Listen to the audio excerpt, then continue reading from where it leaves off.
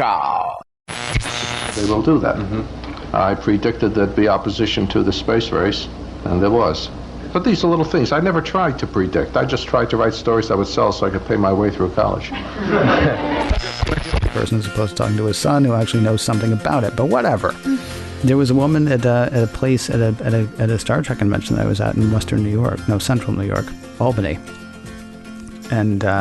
And yeah, I was like, oh, well, you should listen to our podcast. Well, what's a podcast? Well, it's like a radio show, but without the radio. How do you get it? Oh, he's on your phone. And she like held up her flip phone. She's like, this is the only phone I need. It's like, well, go to hell. I got nothing for you. Exactly. Right. I think she might have been the same person who was like, no, like after Kirk, I really just didn't care. Like, really? It's been like Kirk was a perfectly good captain. Years. Why did I need a new one? Right. He doesn't even have hair. How is he supposed to lead people? Exactly. Klingon been his staff. What's going on? What? Wow, that's old science fiction. And come to think of it, why don't we talk about some more old science fiction? Tom Merritt is here with us, everybody. I probably should have asked you about Sword and Laser today, because we're going to be talking about science fiction today. Instead, I won't ask you about anything except for the thing that we're talking about. I have cleverly titled this Foundation and Apple. Now, if people only know Foundation as an Apple series, you won't know why that's clever. But just you wait until you find the books, or until they rename the show. I assume, well, that would be lying. I know you've watched the first 2 episodes of Foundation. I assumed when I put this together that you had watched them, but now you've actually told me that you've watched the first 2, and then some. Yeah, my wife works for Rotten Tomatoes, so she gets screeners sometimes. So yeah, I can't talk about anything, nor would I. Yeah. To spoil you, that happens down the road. But I've seen several of these. All I'll say is what you get in the first 2 episodes is fairly. It's not like it suddenly becomes a dance show or musical later on. Like you're definitely getting the flavor for it in the first 2 episodes. Okay. How familiar are you with these books? We read Foundation for Sword and Laser years and years ago, and I have read not all of the Foundation series, but several of them. But I also, Eileen, as we're watching these, are like, so is that different from the books? And I'm like, that certainly is. This I don't remember. Like I'm not the kind of fan that can tell you everything about them. So I've had to go refresh my memory a couple times. Like, okay, I know that character was definitely a guy in the book, but was that character in the book, or, that kind of stuff? Right. The whole thing with the seers and stuff like that. And that is something in the first 2 episodes with the character who basically comes to Transis to be arrested. Well, unbeknownst to her. I don't remember that whole thing about the seers and all that stuff. And there's a little bit of mysticism that kind of puts me off a tiny bit, although I'm willing to stay for it, because the first 2 episodes well, first of all, they're beautiful, but they're also absolutely gorgeous. Yeah, it's a gorgeous show. They spared no expense, I would say, on making it. It honestly kind of feels Dune level, which is weird because I think Apple in their thing on YouTube was like, finally, the greatest science fiction epic ever comes to the screen. And I thought, boy, if you'd asked me yesterday, I would have said Dune. But then I had to think about it. I've read 7 or 8 Foundation books. I read the robot novels. I read the Foundation novels. And then when he went Robots and Foundation, I went that way too. The thing is, though, it was all in my 20s. So I barely, I remember there are things, like I was very excited to hear the mule mentioned in the very first episode, because that has been the thing that has stuck with me most from the Foundation books.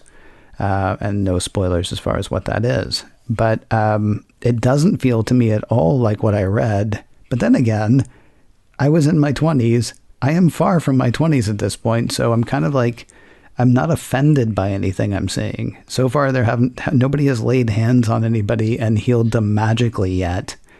Right. So I'm feeling kind of good there. Harry Seldon didn't suddenly become, a crypto-fascist. Right. He took off his glasses and then he opened his shirt and then flew and saved somebody or something.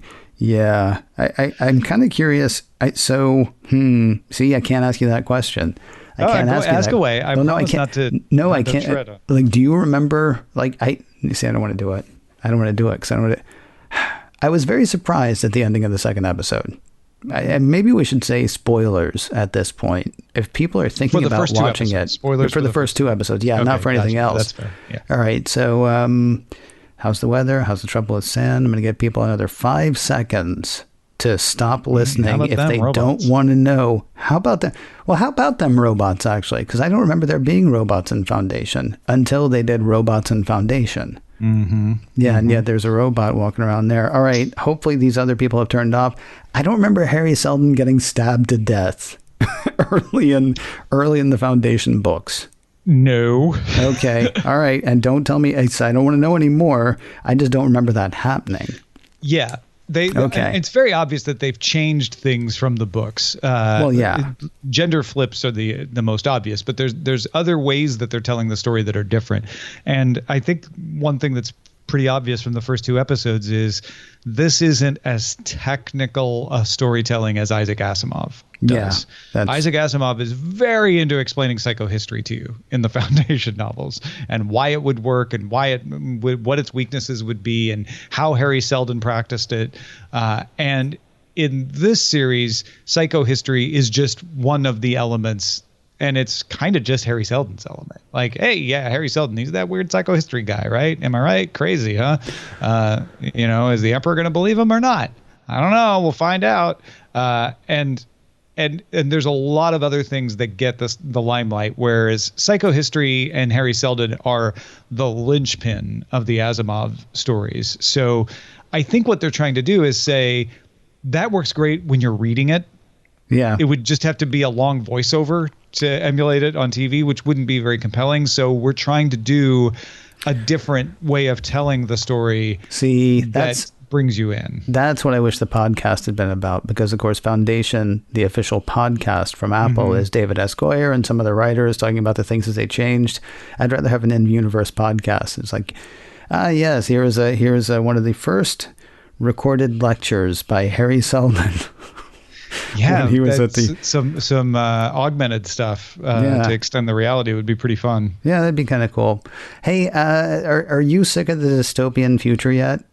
I'm curious. Stories and things like that, because it's getting to me more and more. Like, I know I'm going to watch, what's the one that's coming out?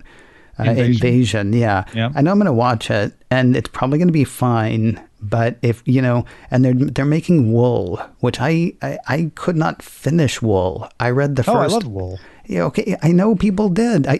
They're making a TV series out of it, Tom. I know it's popular. Yeah. But years ago, before I even had because now I practically have a knee-jerk reaction against the dystopian thing. But even, I don't know, 6 or 7 years ago, somebody bought the book for me, and I read the first one, and I was like, I can't. I'm sad and I'm depressed, and this is just awful. And there are like 4 more of these or something in the story that I read, or 3 more, however many there were. Yeah. I'm kind of, where are you on the whole like dystopian tale thing? Well, a couple of things. I think that it is a kind of a known principle that in the more uncertain the times are, the more popular dystopias are. It's just kind of a schadenfreude of like, hey, but at least it's not that bad kind of thing, I think. So it doesn't surprise me that there's a lot of these. B, love an apocalypse story. Just my jam. Really? Roland Emmerich could never make a movie I won't see. And I'm not trying to argue that they're good. I'm just saying those are roller coaster rides that I like to take. So dystopia. Forgive me. I know I should know Roland Emmerich. Name like a couple of movies. 2020. What was it? 2012. 2012. Okay. Yeah. The Day After Tomorrow is the good movie that people seem to like. But 2012 is the one that everybody was like, really? You made that? Okay. And I loved it. Okay. We got in a traffic jam in Emeryville in order to go see it on day one. So I'm the wrong person to ask what this is all leading to, because a dystopian story is just one step removed from a good apocalyptic story. They're often overlapping. So I kind of always loved them, which is why I loved Wool. But I I got you. There's a lot of them right now, and I do find the dollop of sweet cream that is Ted Lasso to be a welcome relief from all of that. Yeah. That's the kind of thing, again, not to make, well, whatever. I did the same thing on Twitter the other day. I was like, it's weird because before Apple TV Plus came out, everybody was afraid that, that the happy sweet was all Apple was going to do. Uh-huh. And of course, they've done plenty of shows that are not the happy sweet. See the morning show, see Foundation. I mean, the thing I like about Foundation is you do have this group of people that are banding together to try to make things easier, even as things fall apart, to try to make things better, to basically try to either slow, stop, or save once the bad thing has happened. It's funny to me, though, that what people were most afraid of is that everything on Apple was going to be, all sweet and happy, clappy. And then the most successful show they've had has also been the most surprising. And it has been the sweetest, most, I hate to use terms like this, pure of heart story that is Ted Lasso. Despite second season has been different than the first season, and yet I still think it's there for all the same things. It's just there in a different way. Yeah. Well, it's hard to keep surprising you in a second season when you've gotten to know everybody the way they did in the first season. But I think they're doing a good job of keeping the good things going. So, are you excited about Invasion? I'm not. Okay. I probably will get more excited, but with me, it's less about too many dystopias and more about just too many shows. Even though we don't have the fall season anymore, it does seem like we had almost nothing coming out in the summer and then everything coming out at the same time. Why the Last Man is amazing. Also post-apocalyptic. Yay. There's lots of great shows out there. Mm-hmm. Eileen and I watch a lot of Korean and Chinese dramas as well, so that just expands the number of choices that we have because of that. So Invasion is one of those I'm like, man, I don't know. I got a lot on my plate. We'll see. We'll see how I feel when it comes out, I guess. Yeah, I'll probably watch the first episode and then see how I feel after that. I like Sam Neill, so that's got that going for it. I like the whole international cast idea. Okay, so it's got that going for it. I'm not overly excited, but it could surprise me. I wouldn't be shocked if I get swept up in it. Yeah. If it comes out and everybody's talking about it and and it's good. But if it comes out and people go like, man, could have been better, falling off, I may not. I got to ask you about one more show. What If? Mm-hmm. Have you watched it at all? Yeah, we watch it every week, but it is the first of those Disney Plus Marvel shows where we aren't tempted to stay up till midnight to watch it so we don't get spoiled. Sometimes we don't even watch it till Friday or Saturday. I've kind of enjoyed that one, which is kind of funny to me because they're almost all terrible. I just said the whole thing about, I'm so tired of dystopias. And it's like, okay, but what if, now stick with me, what if the original Ant-Man killed the Avengers, right? What if the Avengers turned into zombies? And it's like, oh, well, but maybe it's the animated thing. I don't know. I'm a hypocrite, Tom. That's really what it is. I'm just a hypocrite.